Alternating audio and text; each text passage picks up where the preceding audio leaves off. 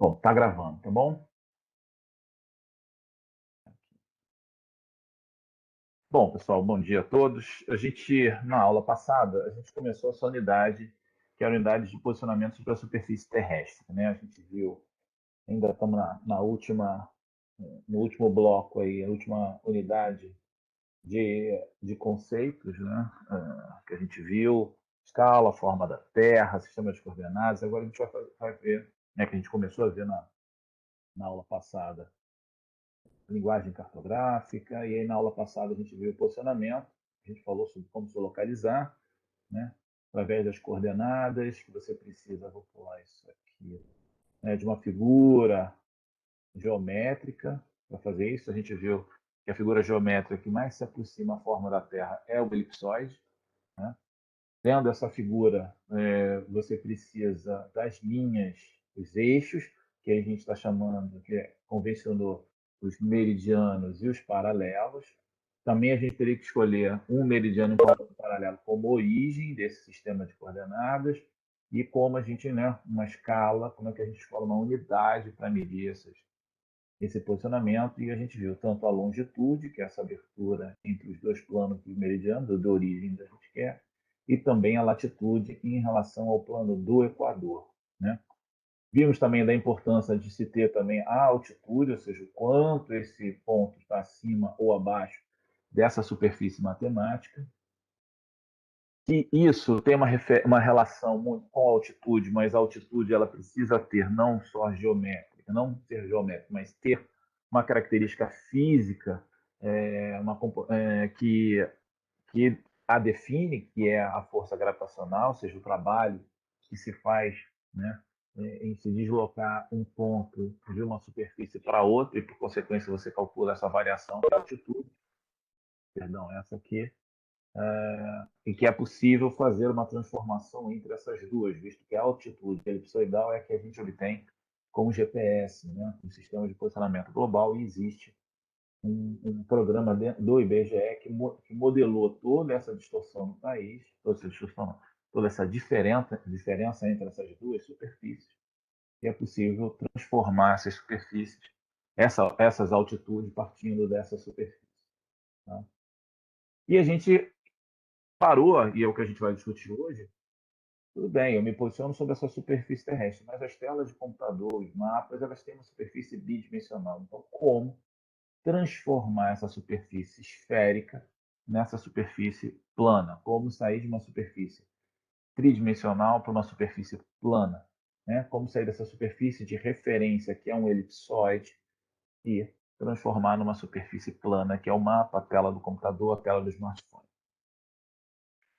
Então, todo documento cartográfico, e aí não importa se ele é papel, digital, toda a representação sobre o espaço, ela é uma representação aproximada desse espaço. Tá? Porque isso é muito. Por que isso ocorre? Porque é muito difícil você representar o espaço geográfico pela sua complexidade, né? Pela sua forma, que tem né? A forma da Terra é aquela própria dela. O que a gente busca são figuras geométricas que mais se aproximam, ou uma figura que represente uma característica física da Terra, que é o campo da gravidade, né? Que é a soma da força gravitacional e centrífuga. E que nesse processo não tem como não ter deformação. Exemplo disso. Repara nesse mapa aqui, ó, o mapa mundo. Isso ocorre muito mais quando você tem mapas mundo, né? Mapas do mundo. Por quê? Porque você está representando como um todo. Então é igual aquele exemplo mais básico de você pegar e pegar uma bola de futebol e tentar planificar essa bola de futebol. Você não vai conseguir fazer isso, uma bexiga, o que for, sem que você tenha que esticar, distorcer ou às vezes cortar ela. Então, repare, nesse processo, a Groenlândia está maior do que a Austrália, sendo que a Austrália mede 7 milhões e 600 quilômetros quadrados, e a Groenlândia 2 milhões de quilômetros quadrados, aproximadamente. A Austrália é 3 vezes maior do que a Groenlândia. E olha como é que elas, nessa olhar, como a Groenlândia é muito maior que a Austrália. Né? A mesma coisa com o Brasil. O Brasil tem em torno de mais de 8 milhões de quilômetros quadrados. Olha como é que está a relação desses dois. Opa, por que isso ocorre? Vamos pensar, eu tenho aqui, né, o Equador, que é a circunferência máxima da superfície terrestre, e eu tenho o polo, que é um ponto. Claro que aqui não é um polo, é um pouco mais acima. Então, o quanto eu estou distorcendo, né, a representar um elemento muito próximo de um ponto muito menor, do mesmo tamanho do Equador. Então, é uma distorção muito grande. Certo? Então a gente pode tentar fazer de outra forma. Será que se eu fizer o mapa, né, como aquele das Nações Unidas, né, por exemplo, perto dos polos, eu vou distorcer muito menos nos polos? Vai. Mas olha só o que acontece quando se afasta dos polos. Olha o Brasil. O Brasil tem 8,5 quilômetros quadrados de área. A África tem 30 milhões de quilômetros quadrados. Então, o Brasil parece um pouco menor só que a Austrália. Desculpa, que a África. E também uma relação de quase 3 vezes maior a África do que o Brasil. Então, mas tem alguma forma da gente evitar as distorções para que não sejam tão grandes? Tem. Só o que, que acontece? Quando eu faço isso, eu acabo gerando o quê? Descontinuidade. Ok? Eu posso até jogar essas descontinuidades onde não tem território, né? Mas existe uma descontinuidade para que eu possa diminuir. Até aconteceu aqui na Groenlândia, a Groenlândia está dividida, de modo que eu possa minimizar a distorção. Repare que desta forma o quanto eu teria que esticar aqui para que eu tenha uma continuidade na Groenlândia.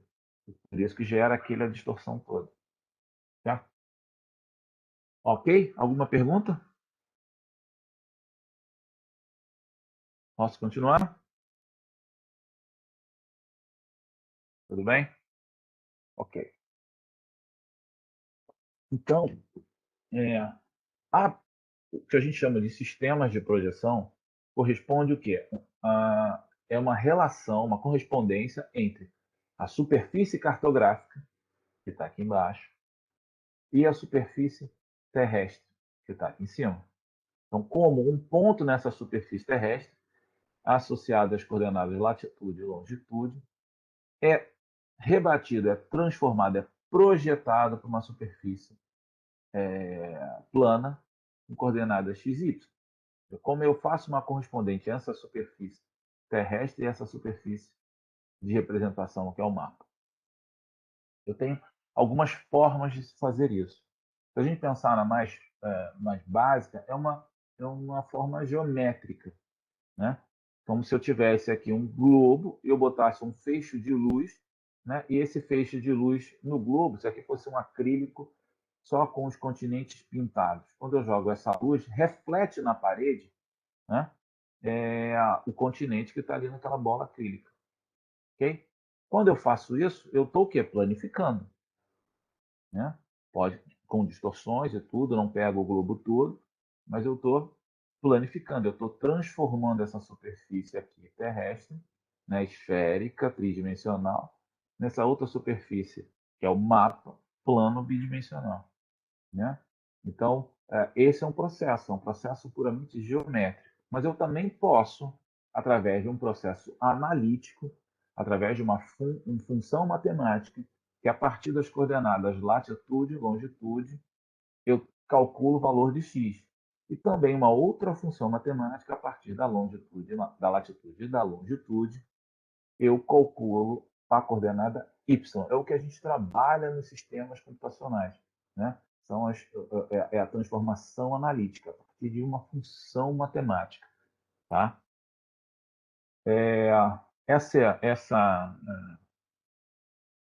esse processo, né, de transformar essas coordenadas tridimensionais angulares aqui nessas coordenadas planas sempre foi o grande desafio da cartografia. Né? Sempre se buscou fazer esse processo e isso foi o grande desafio. Como eu consegui transformar isso sem que haja distorções, deformações, ou que essas deformações sejam mínimas, ou que não impactem o processo. Tá? É claro que quando vocês estão trabalhando, né, em áreas muito pequenas, essa distorção se minimiza muito. Por quê? Porque a área muito pequena, a deformação da curvatura da Terra é também muito pequena. Tá? Então, se busca esses procedimentos para minimizar essas deformações, mas também, quanto menor a área a ser mapeada, também é menor os processos de deformação. Tá? Então, como fazer essa transformação? Como é que eu pego essa superfície esférica e faço essa transformação para essa superfície plana? Tá? Bom, eu tenho algumas possibilidades. Né? Primeiro é pegar essa superfície. Na verdade, esse aqui tinha que ser primeiro. Né? Eu vou pegar essa superfície aqui, esse modelo matemático que eu tenho, e vou transformar essa superfície aqui.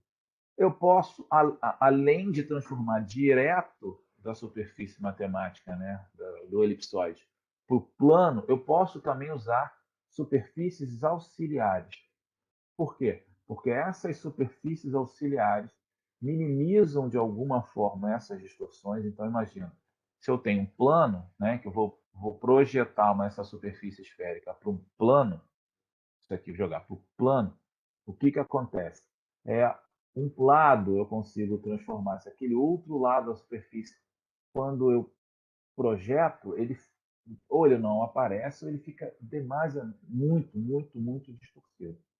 Então, a ideia das superfícies auxiliares é que eu encaixe uma superfície aqui que me permita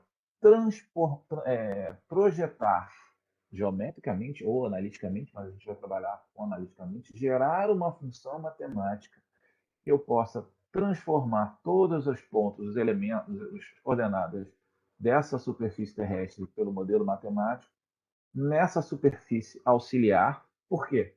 Porque essa superfície auxiliar, naquele caso, o cilindro, quando eu planifico, ela não tem distorção. A distorção está apenas no processo de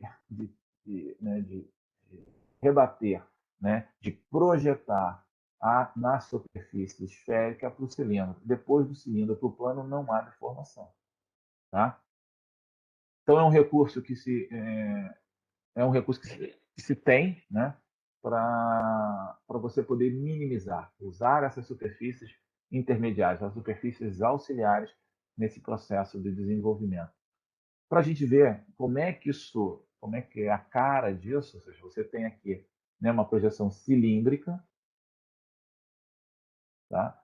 Essa projeção ela pode ser planificada, ou seja, eu faço, né, eu projeto essa superfície aqui terrestre pelo seu modelo matemático nessa superfície auxiliar, intermediária, aqui que é o cilindro, e depois eu pego o cilindro e planifico ele. Tá? Isso é uma possibilidade. Outra é o cone. Né? Eu pego também, eu encaixo um cone dentro, perto desta superfície, né, do modelo matemático que representa a superfície terrestre, projeto no cone e depois eu abro. Quando dá planificação do cone, não há distorção. A distorção vem da transformação, da projeção dessa superfície esférica para o cone. Do cone para o plano não é.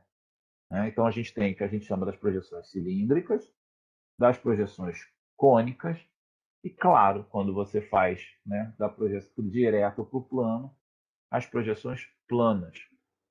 Né? Então aqui é um exemplo de uma projeção plana, onde o plano se encontra exatamente, não aqui desse forma assim do lado, mas embaixo, no Polo Sul, tangenciando aqui no Polo Sul. Então, dependendo da região que você vai mapear, você pode escolher projeções mais adequadas para essa região. Tá? Claro, para efeito de exemplo, eu uso muitos mapas do mundo, para que vocês possam ter noção maior do quanto é a distorção em relação a isso. Tá? Mas quando a gente vai efetivamente para as áreas, né, de trabalho, áreas menores, essas distorções são bem menores. Existem, mas são bem menores também pela diminuição da área. Tá? Existe a possibilidade também de a gente usar várias figuras geométricas, que são as projeções polissuperficiais, ou seja, é como se você encaixasse, né, a superfície matemática dentro de um cubo. Por que ela é polissuperficial? Porque eu tenho vários planos tocando essa superfície. Certo? E eu, quando planifico essa superfície, né, o que ocorre? Descontinuidade. É um formato que muitas vezes a gente não está muito acostumado, né, em ver o mapa com essas descontinuidades. Mas é uma forma também de se representar, ou seja, de se projetar essa superfície esférica, esse modelo matemático tridimensional, para essa superfície plana através de uma superfície auxiliar. Tá? Pensei numa coisa que eu acabei me esquecendo. Sim, não sei se vocês já viram, às vezes tem algumas atividades que vem o globo assim planificado, né, o desenho do globo planificado como esse aqui, só que com mais áreas em que você vai dobrando, né, e vai montando um globo. Na verdade, não tem só 6 lados, são muito mais lados, mas que você dobra, faz uma dobradura e você monta uma próximo de um globo. Na verdade, você monta o que seria a projeção desta superfície esférica para uma superfície plana através dessas superfícies, ou mais de uma superfície auxiliar, que são as projeções polissuperficiais. Tá? Ok até aqui? Alguma pergunta?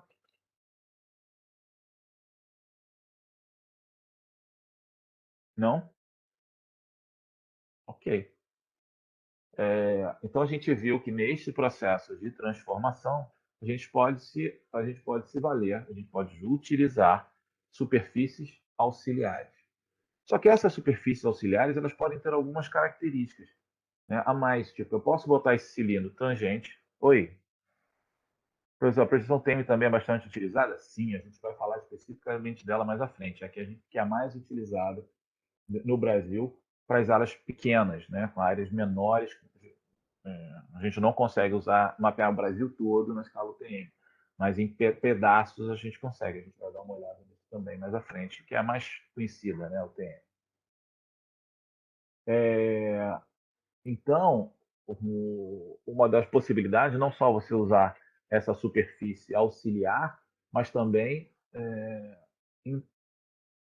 dar a relação de contato dessa superfície auxiliar com a superfície matemática, a superfície, né, modelo matemático da Terra. Ela pode ser tangente ou secante. Quando ela é tangente, né, o que, que acontece? Você vê, eu tenho uma linha de contato, que pode ser aqui o Equador. Né? O que, que acontece? Quando eu tenho essa superfície cilíndrica, o Equador é uma linha que não tem distorção nenhuma, porque ele está sendo representado efetivamente do tamanho que ele é. Quando eu vou me afastando do Equador, a distorção vai aumentando. Eu tenho faixas de baixa distorção e faixas de média e alta distorção, quanto mais próximo do polo. O polo, teoricamente, não seria nem possível de ser representado em alguns tipos. Teria que ter uma projeção ortogonal aqui, em todas as linhas, né, saíssem ortogonais à superfície. E aí você tem o polo do tamanho do Equador, um ponto do tamanho do Equador. Então o nível, né, o nível da distorção na parte norte é muito grande. O que pode ser feito para minimizar? É botar esse cilindro secante, tá? Em que você tem dois paralelos de contato, ok? Né, onde você tem distorção nula, você tem faixas de baixa distorção, não chega a ter uma faixa de alta, porque, claro, aqui o desenho está exagerado, né? E faixas de alta distorção, exagerado nessa distância aqui. Tá? A projeção TM, né, que foi mencionada, ela é secante, é um cilindro secante. O que muda é que esse cilindro, em vez de ser, né, paralelo ao eixo de rotação da Terra, ele é perpendicular. O cilindro fica perpendicular. Por isso que o T é transverso, né? Universal transverso de Mercator, ou seja, o cilindro é transversal, é perpendicular ao eixo de rotação. A gente vai ver com calma mais à. Outra questão também, então, além da superfície auxiliar, né, do ponto de contato dessa superfície com a superfície matemática da Terra, também quando eu monto toda a minha formulação analítica para esse processo, eu vou definir algumas propriedades que eu quero.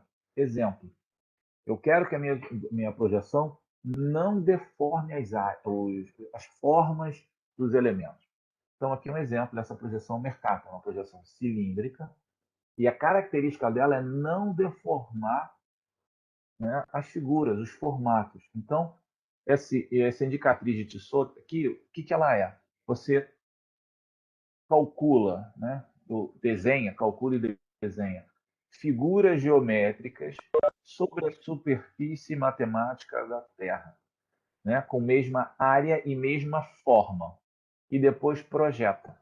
Quando você projeta, nas projeções conforme, a área mudou. Repare, eu tenho aqui um círculo, esse círculo aqui vai aumentando, demonstra uma deformação da área, mas o formato não muda.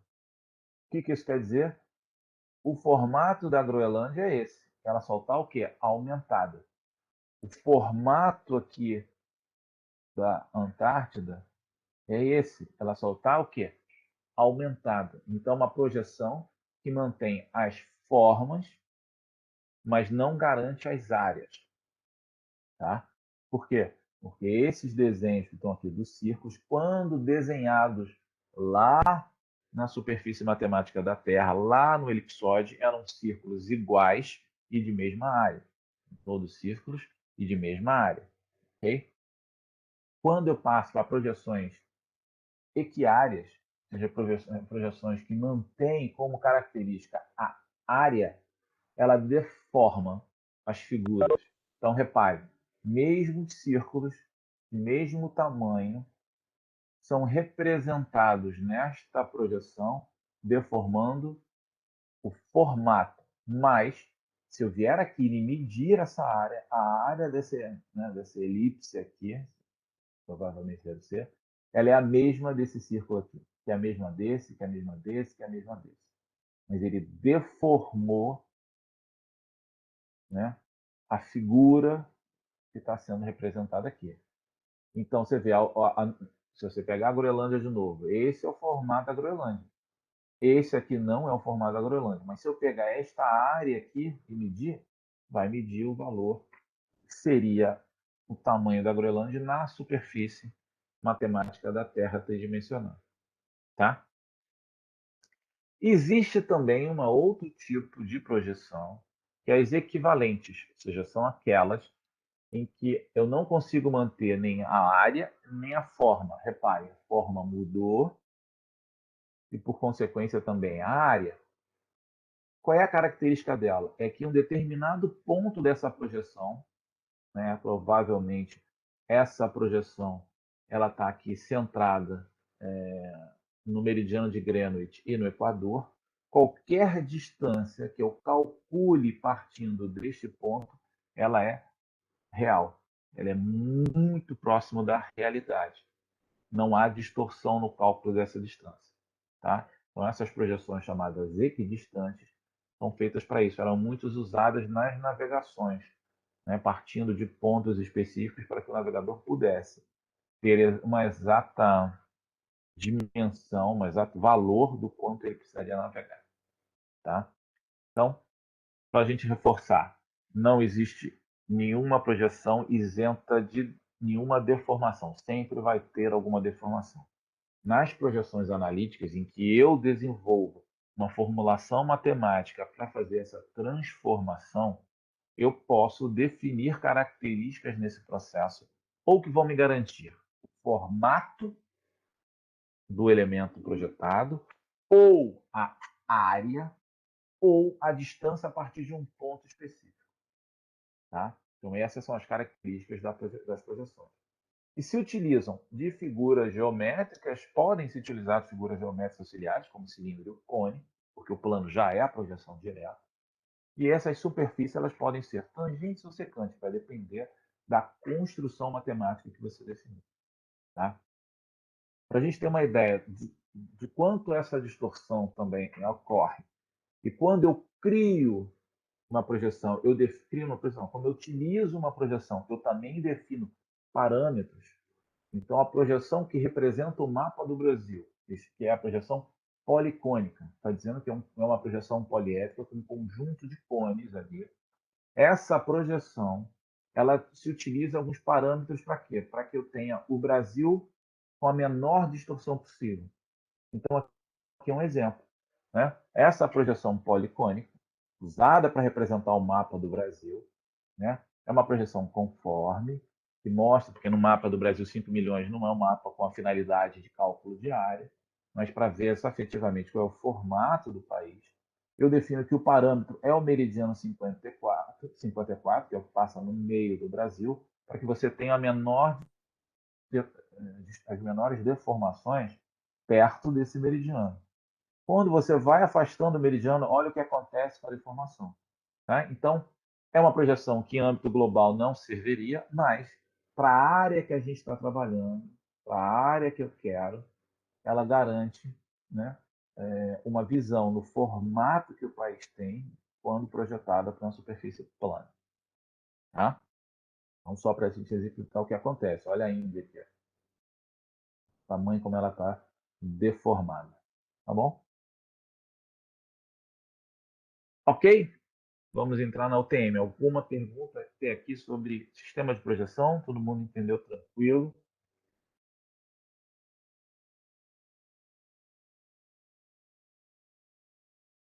Tranquilo? Bom, a gente tem dentro do país o uso de diferentes sistemas de projeção. A gente tem a projeção, como eu falei, né, policônica, que é a projeção usada para representar um mapa do Brasil, 5 milhões, 2 milhões e meio de escala, 15 milhões, que são as escalas adequadas para representar o mapa do Brasil. Um exemplo, o Brasil é no mapa 2 milhões, na escala 2 milhões e meio, ele deve ter em torno de 2 metros de altura para 1,20 m, alguma coisa assim, de largura. Né? Então você vai mexendo na escala, então 5 milhões ele já tem 1,20 m para 1,20 m, mais ou menos. Na verdade, o mapa do Brasil, 2 milhões e meio, em torno de quase 2 por 2. Né? Então, normalmente o Brasil é representado numa área quase que um quadrado, um quadrilátero próximo de um quadrado.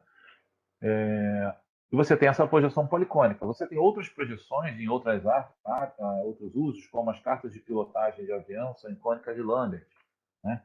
Como quando eu vou calcular as áreas dos municípios, né? Para calcular as áreas dos municípios, se utiliza uma projeção equiária, que é a equiária de Albert.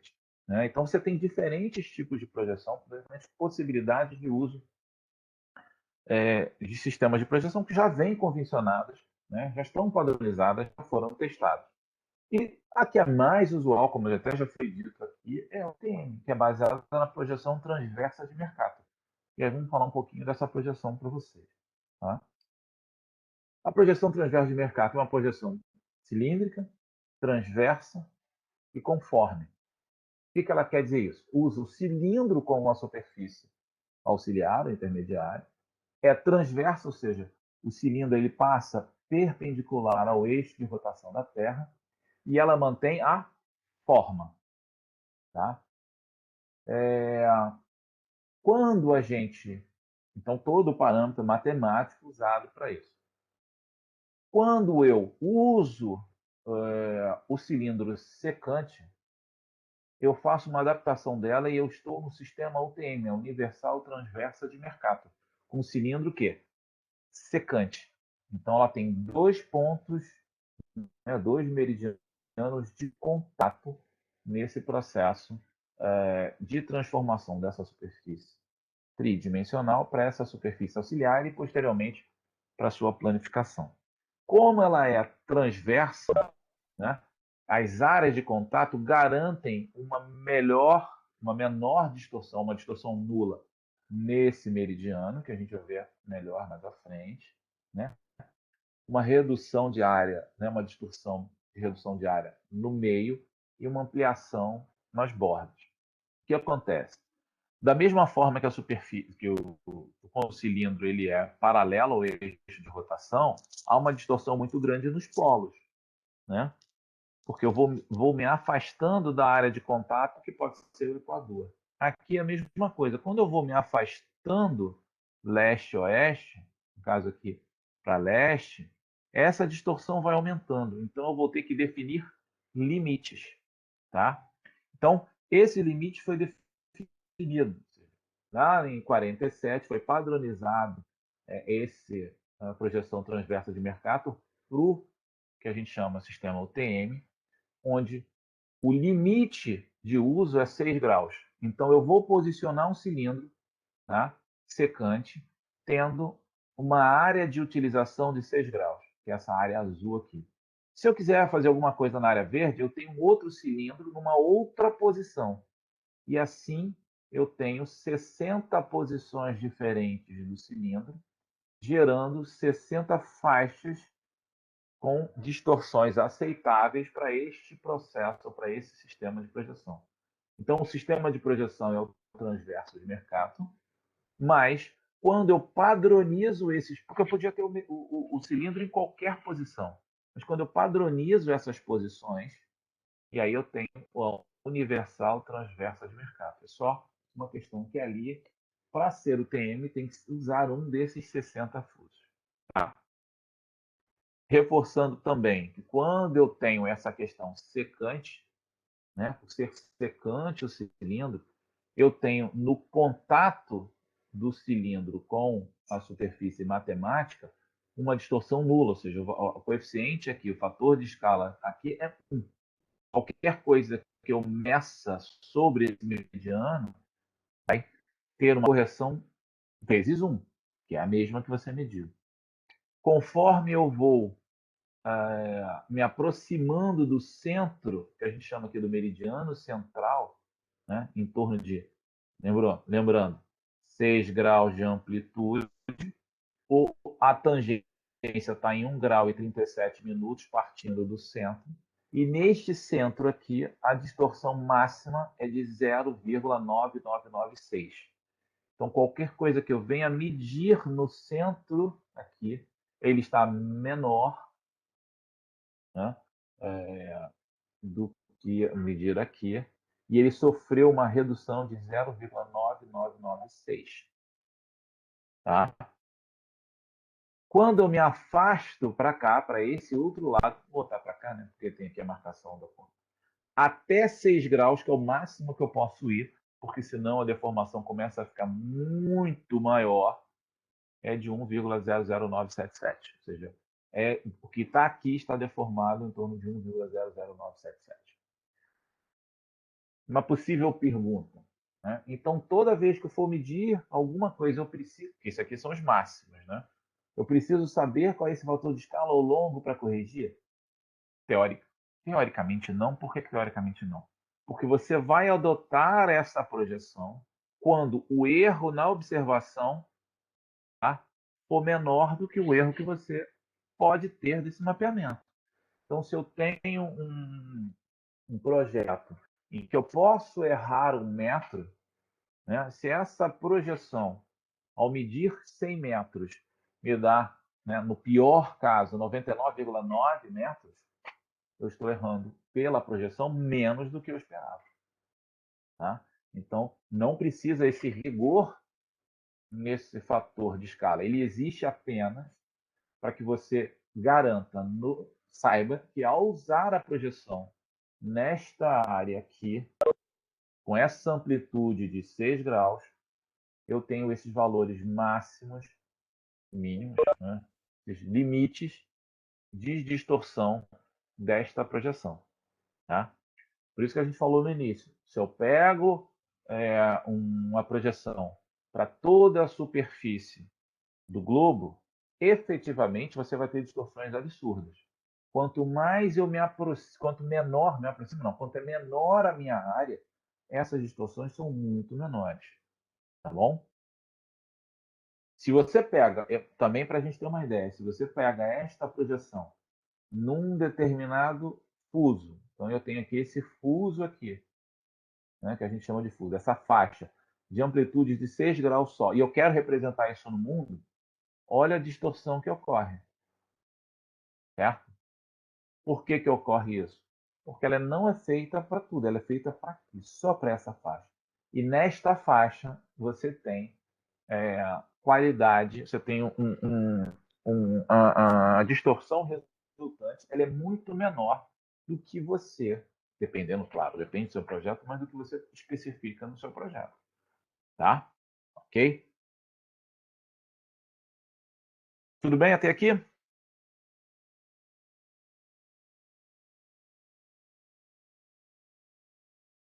Qualquer dúvida, qualquer coisa que vocês não estejam entendendo, é só chamar, tá? Senão eu vou tocando o barco, ok? Bom, como eu falei lá no início, as projeções visam transformar, né, e as analíticas, que é o caso dessa, visam transformar uma superfície vendo transformar uma coordenada angular, latitude e longitude, por uma coordenada plana x e y. Então, este processo de transformação faz com que, ao ter uma superfície plana aqui, eu vou conseguir medir, e aí, voltando aqui também, eu vou fazer medições nessa superfície plana aqui, através das coordenadas x e y. Eu não vou precisar fazer medições sobre essa superfície curvilínea, ok? Então, nesta superfície plana, eu vou desenvolver os meus cálculos que estão devidamente limitados a essas distorções quando do uso desse fuso de 6 graus. Tá? Então, como é que isso funciona?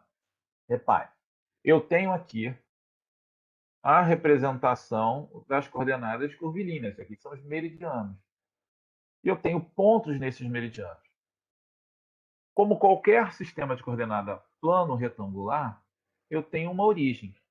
Se eu coloco nessa origem coordenadas 0 e 0, o que vai ocorrer?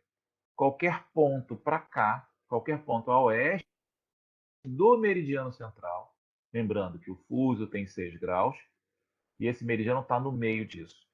E se esses 6 graus são padronizados. Você tem 60 fusos distribuídos no planeta. Então, o que se faz? Se coloca um valor aqui, de modo que eu não tenha coordenadas negativas. Então, no que se refere à coordenada x, que a gente chama de E no sistema de projeção, que é a coordenada este, né, que tem a relação leste-oeste, a coordenada E, ela tem origem em 500 mil metros. Então, se eu medir aqui do ponto do meridiano central até o meridiano da borda, eu não vou ter um valor negativo, porque esta distância aqui que eu vou tirar da origem não chega a ter um valor negativo. No caso de y, que a gente chama de n, porque é norte-sul, né? Em vez de aqui ter 6 graus, né, da mesma forma que tem aqui, tem quase 180. Ele é limitado aqui por causa do polo, então vai de 84 a 84. Então a gente está falando, vamos botar aqui 160 graus, uma distância muito grande. Então, para não ter também valores negativos, se convencionou que qualquer coordenada no sul, a origem vale 10 milhões. Então, qualquer ponto que esteja aqui, então ponto 3, ao medir, né, perpendicular ao eixo aqui, eu vou tirar de 10 milhões. De modo que eu não tenha coordenadas negativas. Se eu fizer a mesma coisa utilizando 10 milhões no Equador, eu vou começar a ter coordenadas muito grandes também para o norte. Então, se convencionou com o norte, a origem é 0. Então, vamos lá.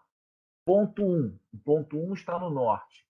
Então, qualquer medida que eu tire do Equador até o ponto 1 para a coordenada n é a própria medida dela, tanto para o ponto 1 como para o ponto 2. Por quê? Porque a origem no Equador vale 0. Para o hemisfério sul, como a origem no Equador vale 10 milhões, qualquer medida que eu pegue perpendicularmente, né, ao Equador, representado, né, plano aqui, como eixo, até o ponto 3 ou até o ponto 4, eu vou tirar de 10 milhões, para ter a coordenada n do ponto 3 ou do ponto 4. No que se refere às coordenadas E, é o mesmo processo para os dois lados, para o norte ou sul, aí não tem problema. Eu meço a distância perpendicular a partir do eixo aqui do meridiano central, x1, 500 menos x1. A mesma coisa para o ponto 3, né? 500 menos o delta x3. Para o ponto 2 e o ponto 4, é o 500 mais delta x2 e mais delta x4. Tá? Então, esse é o processo que se tem para o cálculo das coordenadas UTM. Não para o cálculo, né? Para você ler as coordenadas UTM. Tá? Como ele é um sistema cartesiano, né? Plano retangular aqui, se você reparar, se você pegar este quadrante aqui e rebater para cá, é o mesmo desenho. Se você pegar esse quadrante e rebater para cá, é a mesma coisa. Se você pegar aqui e rebater para cá, é o mesmo. Tá? Em relação às distâncias no plano retangular. Tá bom? Professor. Então, se eu pegar uma folha, uma carta topográfica, eu posso tirar uma coordenada UTM? Sim. Da seguinte forma. Isso aqui é uma carta topográfica. Aqui na legenda, vamos dar um zoom aqui na legenda, explica, olha, projeção universal transversa de Mercator. Tá?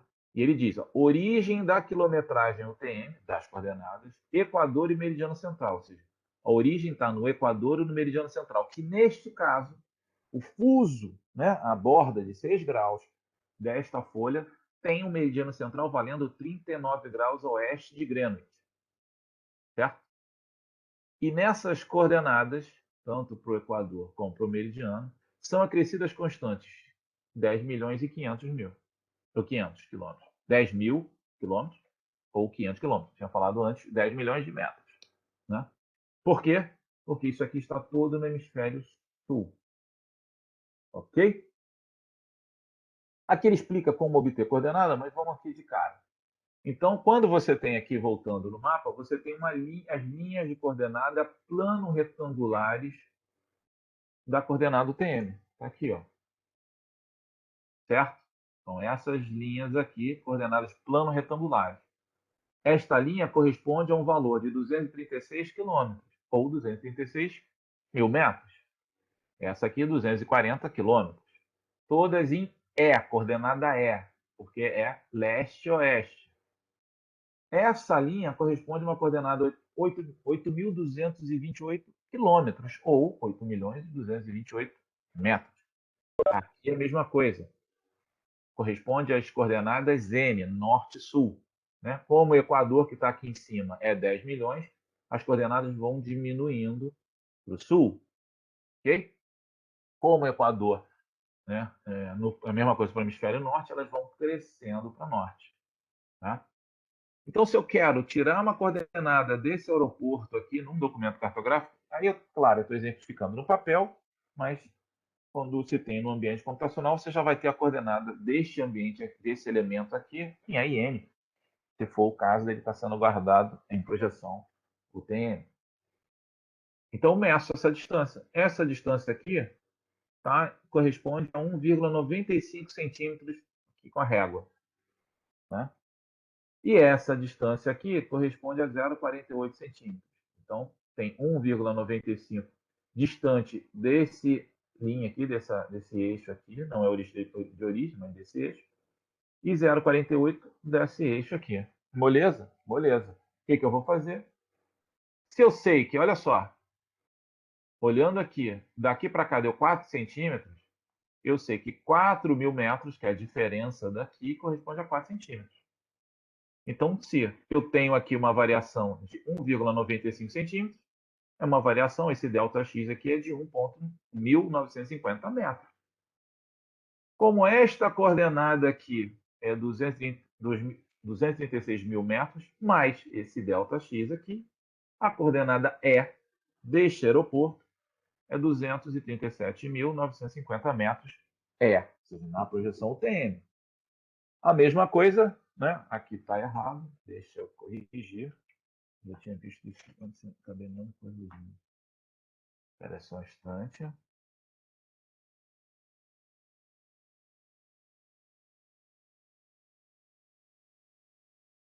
Tá. Y. Opa. Y.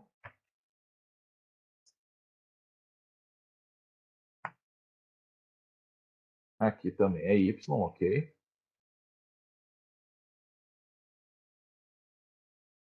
Aqui não é E, aqui é N. Viu como é que a gente descobre quando a pessoa copia e cola?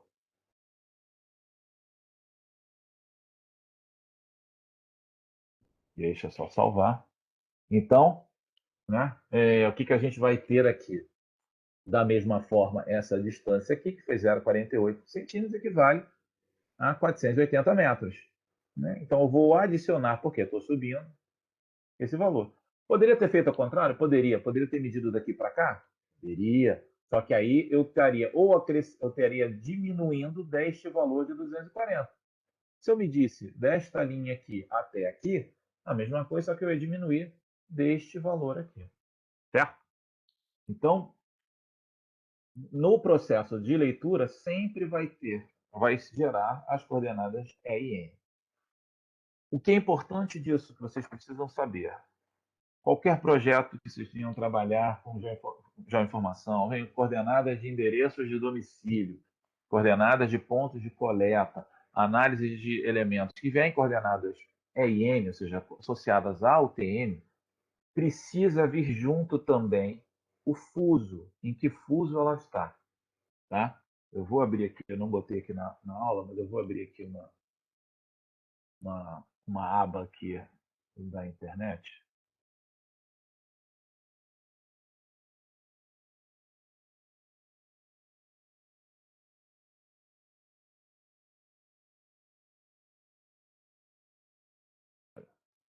Fuso UTM. Só para a gente ver uma figura.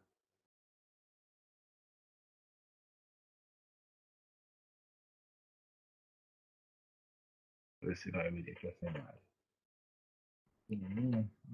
Bom, vai isso aqui. Vocês estão vendo bem? Então, como eu falei, é padronizado. Ou seja, eu tenho 60 fusos. Por quê? Porque cada abertura do sistema de UTM vale 6 graus. Se eu tenho 360 graus de contorno, cada fuso desse vale 6 graus. Então, eu tenho 60 fusos. E como é que ele é numerado? Fuso 1, 2, 3, 4, 5. Por isso que quando às vezes eu falo Rio de Janeiro, fuso 23. O Rio de Janeiro está no fuso 23. Na verdade, parte dele está no 23 e parte está no 24. Tá? E no fuso 23, o meridiano central, o meridiano que passa aqui, é o 45. Né? Você tem aqui no 30 o 0, se eu não me engano, é o 0. Aí depois, 0, depois eu tenho 6, 12, 18, 24, 30, 36, 40. Não, não, então não é 0, é no 3. Na verdade, o fuso é. O que passa a borda dele aqui, que é 0. Então você tem o 3, 9 como meridiano central. 3, 9 e assim vai. 15, 21, 27, 33, 39, 45. Então, o meridiano central aqui do fuso 23 é 45. Tá? Então, isso é padronizado. Tá? E aí vou pegar aqui um outro desenho. No Brasil, não sei se eu tenho aqui um figura. Não é como a gente estava vendo, deixa eu ver se eu consigo abrir aqui. Isso aqui para ver melhor. Ó, no Brasil, eu tenho. O Brasil ele é representado em 1, 2, 3, 4, 5, 6, 7, 8 fusos. Né? Esse pedacinho aqui no 25, toda essa área aqui em 24, 23, 22, 21 até o 18, esse outro pedacinho. Consigo fazer um mapa todo do Brasil UTM? Não. Por quê? Porque o limite são 6 graus e a UTM padronizou esses fusos. Mas eu consigo fazer. Se eu tiver aqui o Espírito Santo, aqui ele cabe todo no único fuso. Você tem aqui uma outra figura com os estados. Acho que essa aqui é a melhorzinha. Deixa eu abrir um PDF. Deixa eu ver isso aqui.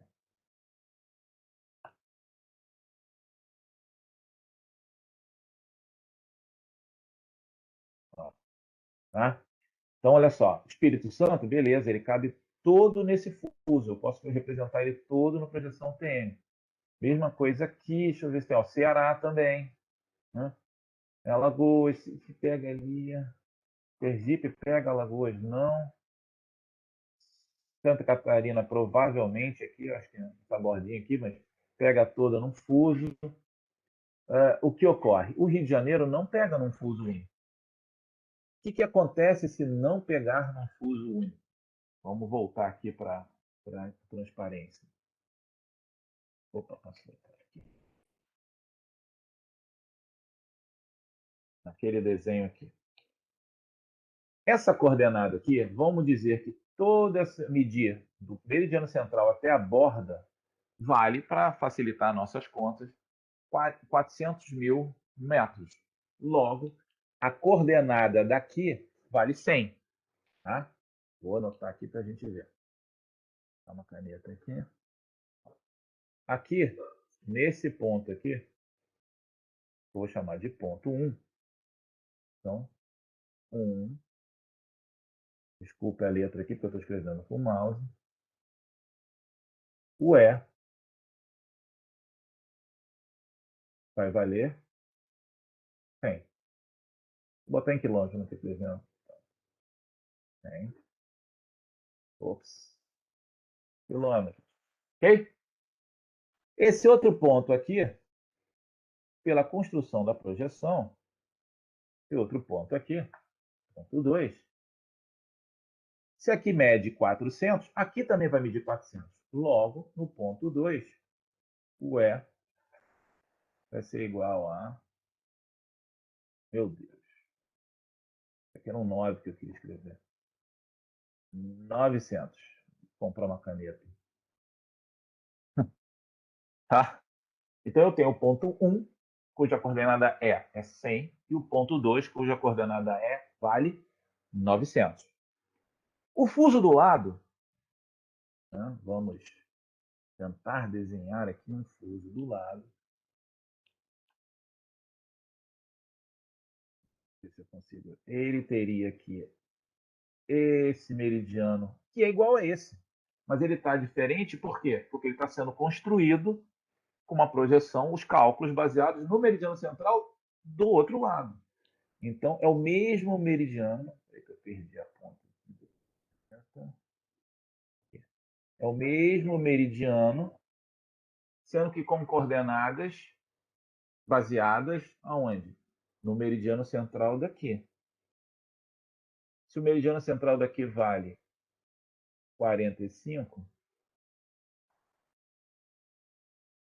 aqui vai valer 42, porque está diminuindo, porque eu estou a oeste. Meu Deus, vamos lá. Aqui vai valer 42 também, que é o mesmo, sendo que ele é todo construído baseado no meridiano 39. Então, 3, tá? 39. Logo, a coordenada 2 aqui, nesse fuso aqui, que tem a mesma estrutura do outro, vai valer quanto? 100.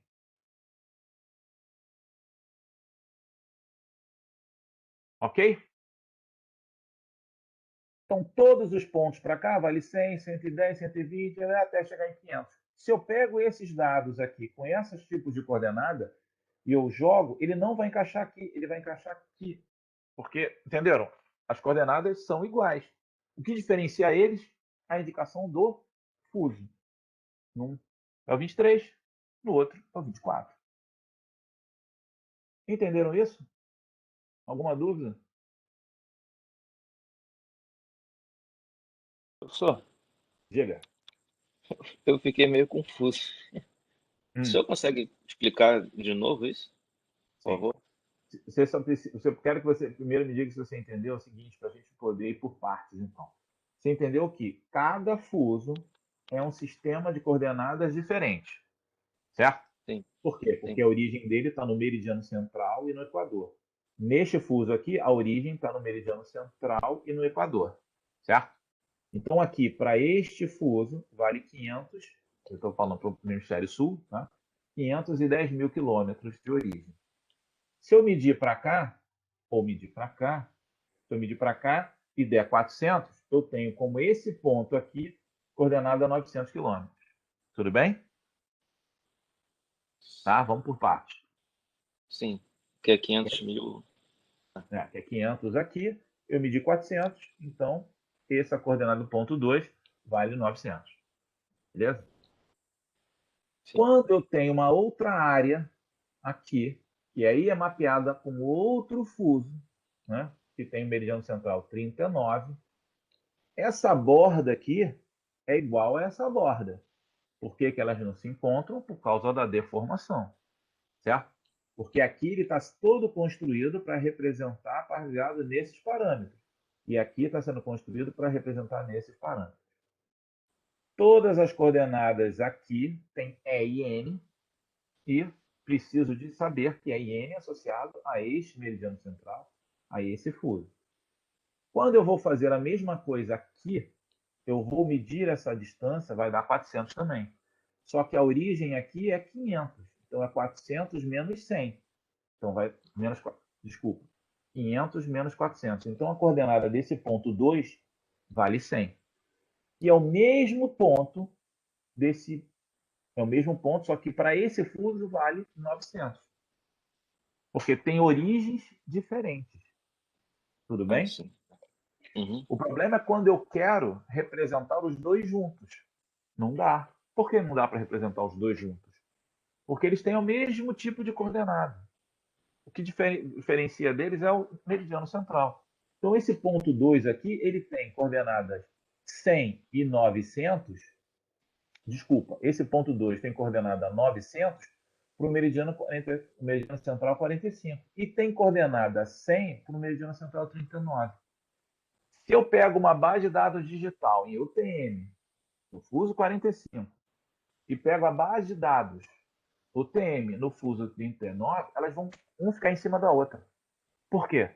Porque as coordenadas Z e N são iguais em relação a coordenadas plano retangulares, entendeu? Por isso que elas batem igual. Então eu não posso integrar. E se eu ampliar esse fuso, eu começo a ter muita distorção. Entendeu isso ou não? Senão eu volto. Não tem problema.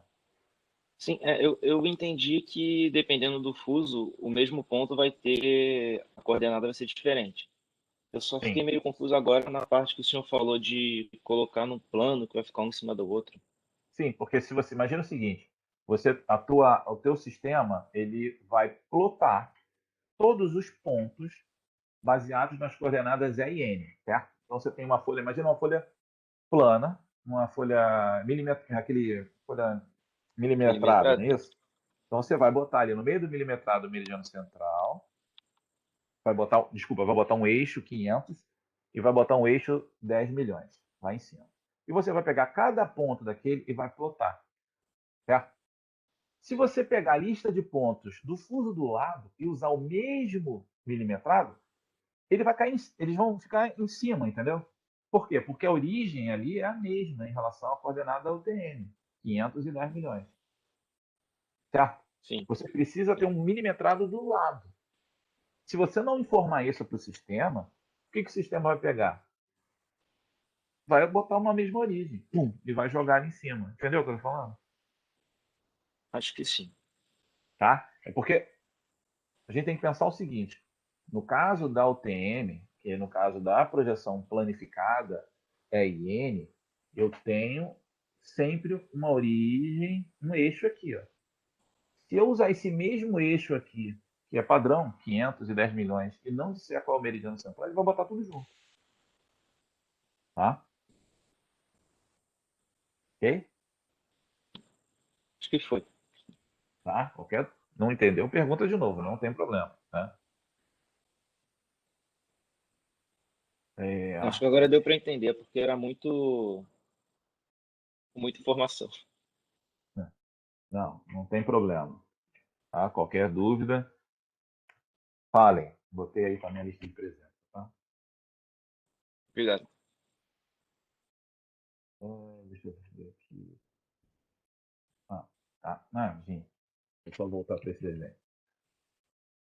Então, reparem. Eu não consigo representar o estado do Rio de Janeiro na projeção TM. Por quê? Porque ela é limitada em 6 graus. Ele é limitado aqui, ó, neste fuso e neste fuso. Tá? E aí eu vou falar uma outra coisa aqui para a gente pensar. T, o que se define, né? A UTM é uma projeção transversa de Mercator. E ela é chamada de universal, por quê? Porque ela definiu 60 fusos padrão, ou seja, aqueles 60 naquelas posições, certo? Ou seja, onde é que eu encaixo? Vou liberar minha câmera aqui para...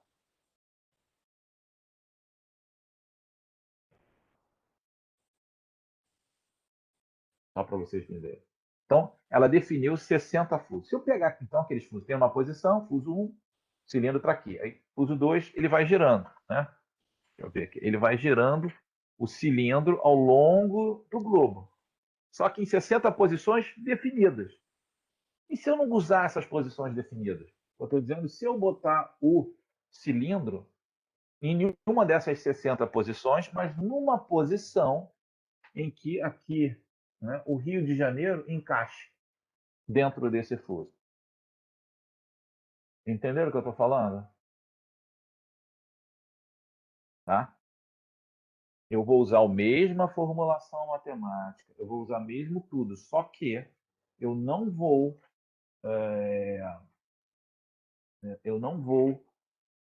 escolher a posição de uma dessas 60 posições. Eu vou escolher uma outra, não padronizada.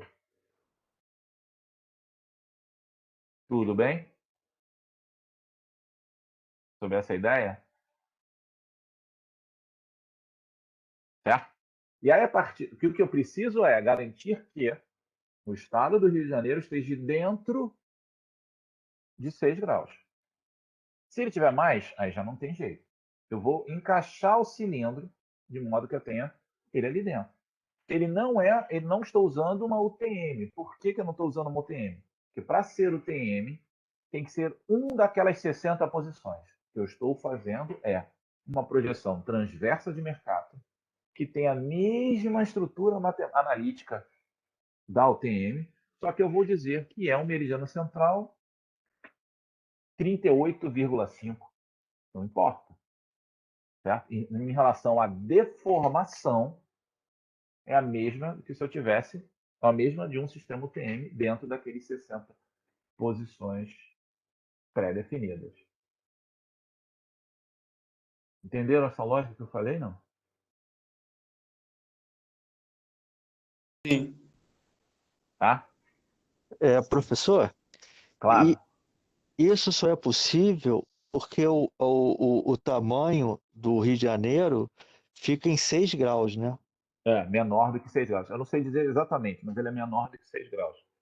Qualquer área. Puta, eu tenho uma área. Tipo, se a gente for ver aqui, ó.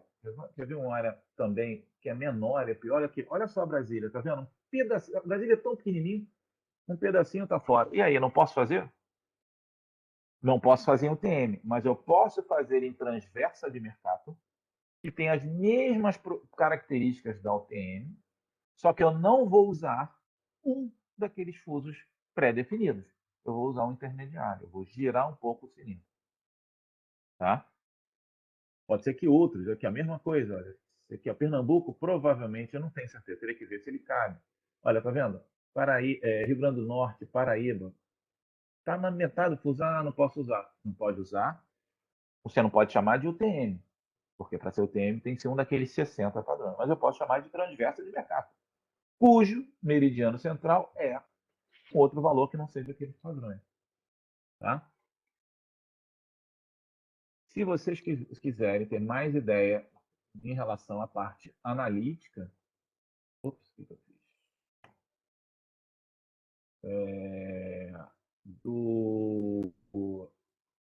Da projeção TM, não quero que volta.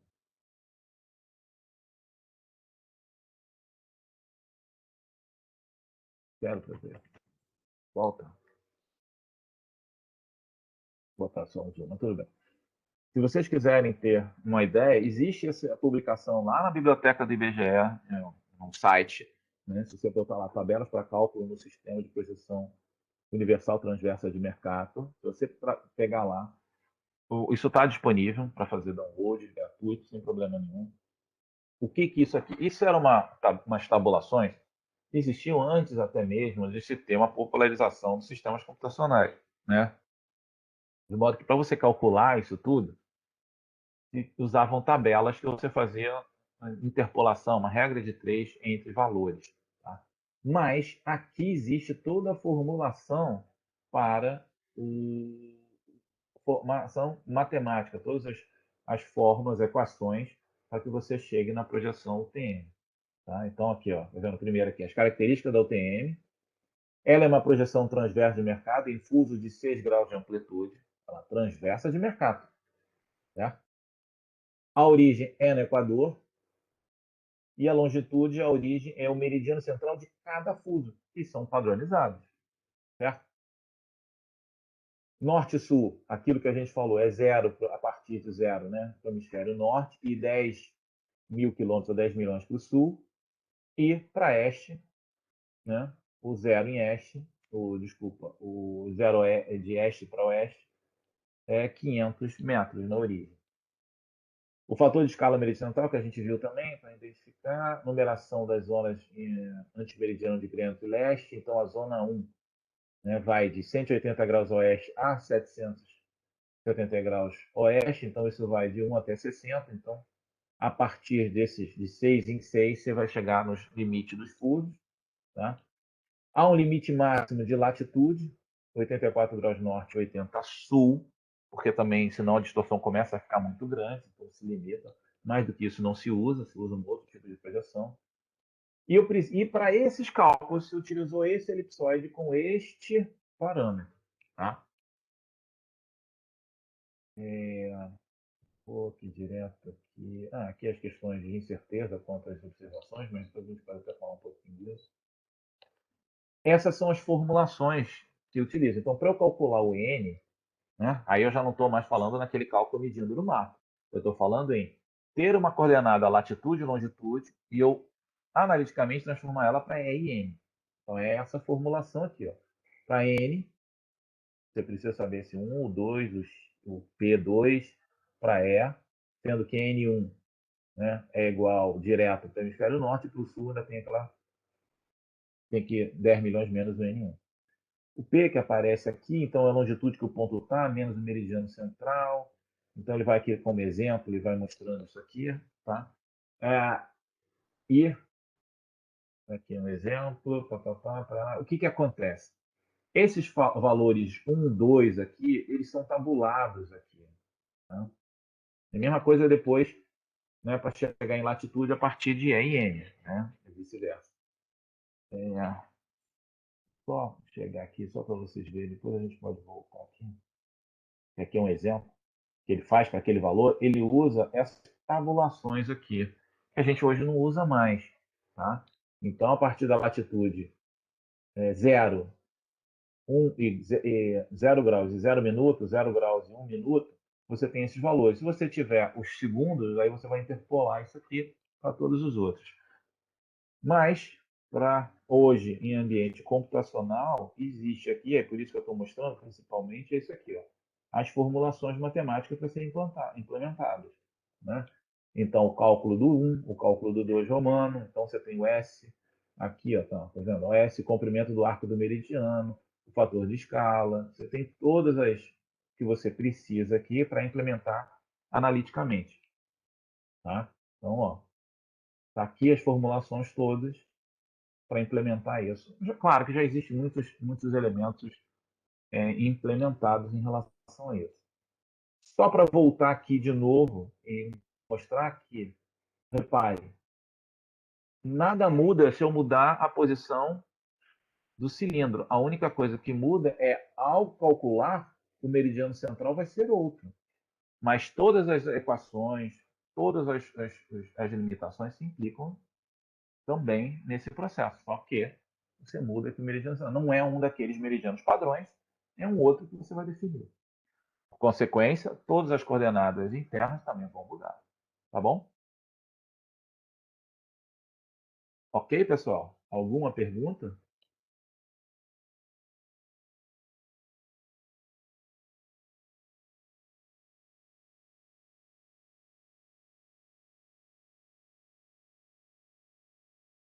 Não? Ok. Só para fechar, o INPE tem aqui uma calculadora geográfica. Se eu botar a calculadora INPE, vai aparecer, em que você faz vários cálculos, inclusive de sistemas de projeção, UTM. Tá? Então, eu vou pegar, vou repetir aqui, vou copiar vou fazer 2 vezes aqui. Então, se eu vier aqui, botar uma coordenada UTM qualquer. Então, minha entrada aqui vai ser UTM, em metros. Eu vou botar aqui, ó, 450, 3. Vou botar aqui 7.500. Vou botar em Sirras, vamos atualizar para Sirras aqui. Avançar. Aí o que ele vem me perguntar aqui? Opa, peraí, eu preciso saber qual é o meridiano central. Eu preciso que você me diga. Então ele tem todos os meridianos centrais aqui. Tá? Aí no caso ele só implementou para esses aqui. Né? Vamos lá, 23, que é o meridiano central 45. Tá? Sul, vamos saber qual é. Isso aqui é besteira, eu quero geográfica para Sirras também, não quero mudar um sistema diferente. Então, ele vai me calcular. Então a coordenada geográfica para essa coordenada PM aqui, ó, é 45 graus, 29 minutos e 11, alguma coisa segundos oeste de longitude, e 22 graus, 36 minutos e 22 segundos sul de latitude. Vou pegar esses mesmos valores, vamos calcular aqui. Ó. O TM, 450, 7.500. Vou manter que sai tudo igual. Só que em vez de dizer aqui eu usei 45. Em vez de dizer que é o mediano central 45 ou 23, eu vou botar 29. Sul, geográfico e Sirras. Avançar. O que aconteceu? Ele me deu outra coordenada, repare. Em latitude não mudou. Por que em latitude não mudou? Né? Porque a variação está no meridiano central, mas eu tenho uma outra coordenada com longitude diferente. Porque cada um está no meridiano, no fuso diferente. Tá? Tudo bem? Nenhuma dúvida? Professor, Diga lá. eu queria fazer uma pergunta, mas é da aula passada. Pode fazer. Agora que o senhor escolheu esse Sirras 2000, que eu me lembrei, é Uhum. sobre. Eu fiquei em dúvida sobre o que eram aquelas quatro. Era Córrego Alegre, Sirgas, Sim. tinha alguma coisa que era WGS. 69. SAD 69, Córrego Alegre e WGS 64. Sim, eu fiquei em 84. dúvida no que são sistemas de referência. O que são Geodésico. exatamente? Isso. Olha só, São imagina o sistemas seguinte. diferentes? Imagina o seguinte, eu tenho aqui uma mesa, tá? E eu tenho elementos nessa mesa, tá? Então vou botar peças nessa mesa. Para eu definir uma coordenada dessas peças nessa mesa plana, eu preciso definir um eixo O senhor está X. escrevendo alguma coisa aí? Não. Não estão me Ah, tá. ouvindo? Não, estou te ouvindo, é porque o senhor falou Tá. que da mesa, pensei que estivesse escrevendo e não estivesse aparecendo aqui. Não, não. Mas Só fala, tá? eu posso até fazer aqui. Peraí. Deixa eu ver aqui, até de repente para facilitar isso aí. Deixa eu acrescentar um slide em branco aqui. Só que eu vou desenhar com aquela caneta bendita, mas vamos Pronto. lá.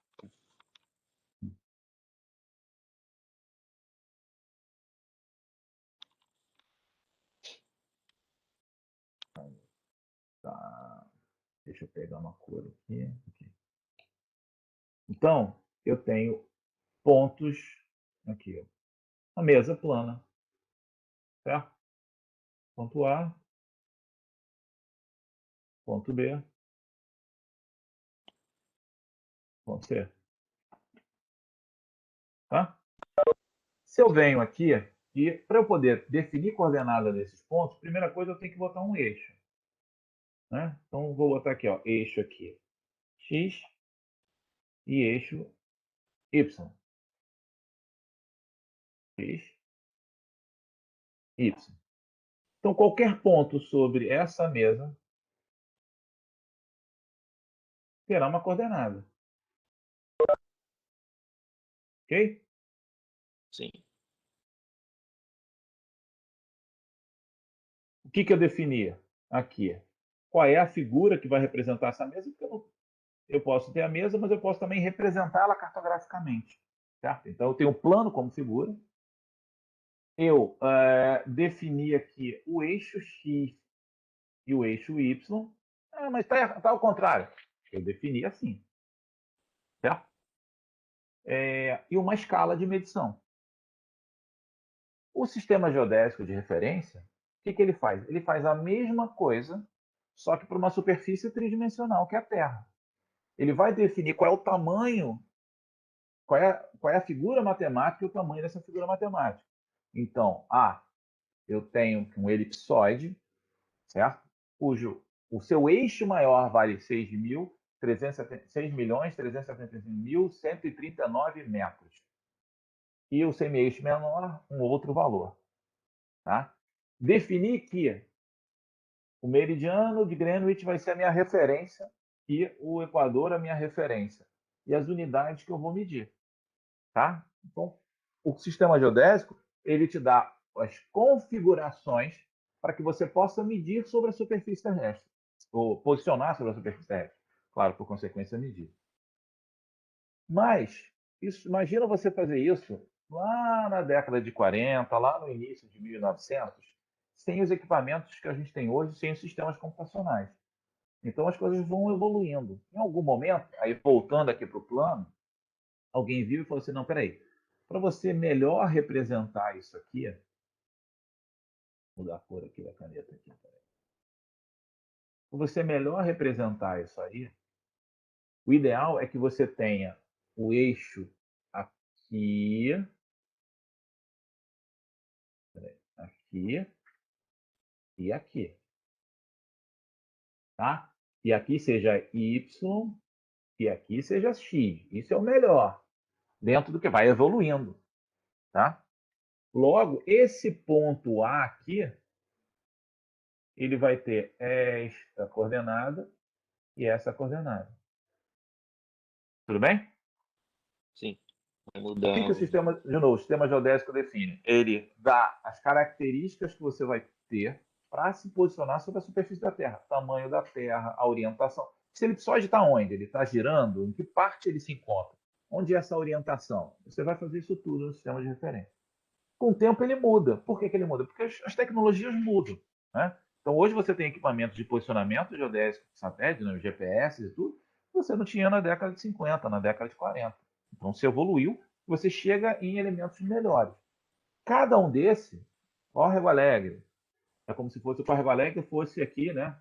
Nesse desenho que eu fiz aqui, meia boca aqui, fosse o eixo vermelho. Depois falou, opa, não, peraí, o SAD 69 é toda uma característica que define esse eixo aqui, ó. Opa, então melhorou. E a coordenada do A mudou, porque eu mudei toda a minha estrutura. Depois teve o CIRDAS, e assim vai. Provavelmente a gente vai ter um outro mais no futuro. Tá?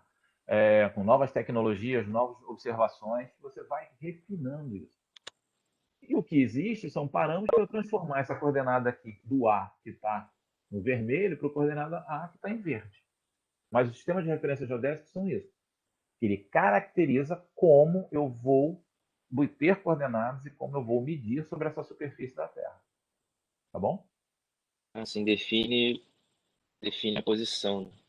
Então, Ele dá. posso Não falar define a que... posição, não. Ele dá as características para definir a posição. Tá? Ah, Então sim, ele dá as características. Qual é a figura da do Terra? eixo, né? Qual é a sua orientação? Né? E assim vai. E até qual é o sistema de coordenadas, essas coisas todas, ele vai montando, ele monta. É isso aqui. Pum. Opa. Ah, Isso aqui eu tiro coordenada a partir destas características de qualquer ponto sobre a superfície da Terra. Se eu eu não mudo, posso, não posso as falar que não coordenadas tem mudam. que nenhum tá errado, né? Não, eles eram as melhores. É o melhor que poderia ser feito naquele momento. Né? O melhor que se tinha naquele momento lá na década de 60 para o Brasil era o SAD 69, 70 até o início de 2000, até que chegou o CIRDAS, chegou o sistema de posicionamento e assim trouxe Sim, essa entendi. tecnologia. Tá bom?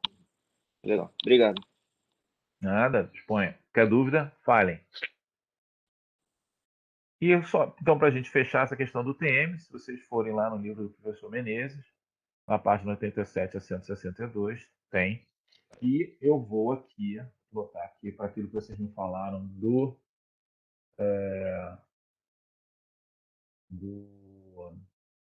link lá do Drive. Eu vou pegar aqui. Então, eu coloquei aqui no Drive. Eu vou parar de gravar só um instantinho. Tá? Porque o que a gente tem aqui? Ó? Essa externa. Eu coloquei aqui, eu parei de gravar porque aqui tem vários livros aqui que eu tenho em digital. Né? Então estão aqui, ou seja, alguns do IBGE estão livres, disponíveis. Tá? Alguns em inglês são muito bons para vocês. Né? E aí eu vou passar esse link, vou botar lá no Moodle, mas eu posso passar para vocês também.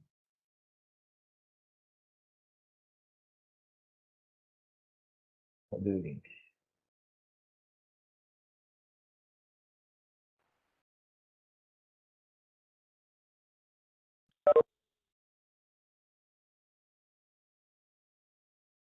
Depois eu coloco lá também no Moodle. Tá? Esse link que eu botei aí no chat, vocês vão ter acesso a essa parte do Drive aqui, em que vocês têm essas publicações aqui. Tá bom?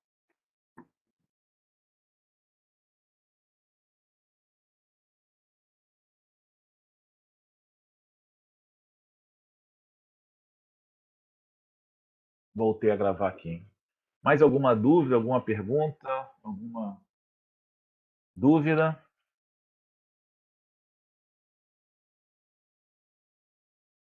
Não?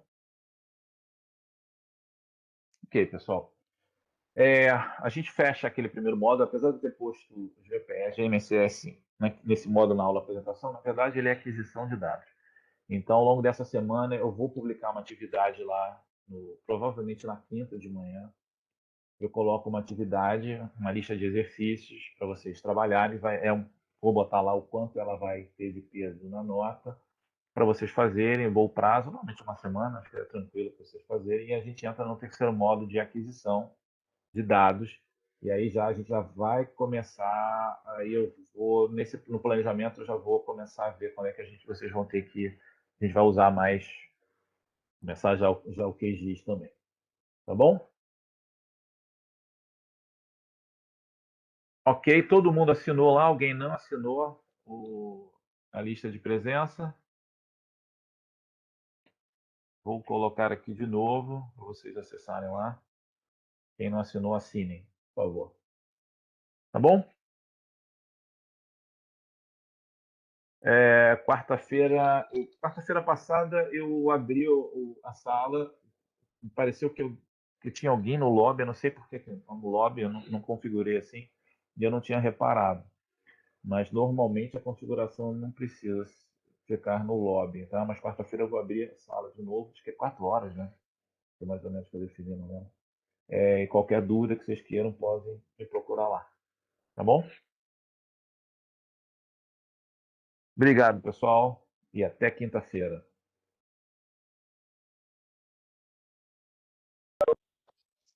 Tchau, pessoal. Bom dia a todos. Tchau, até quinta.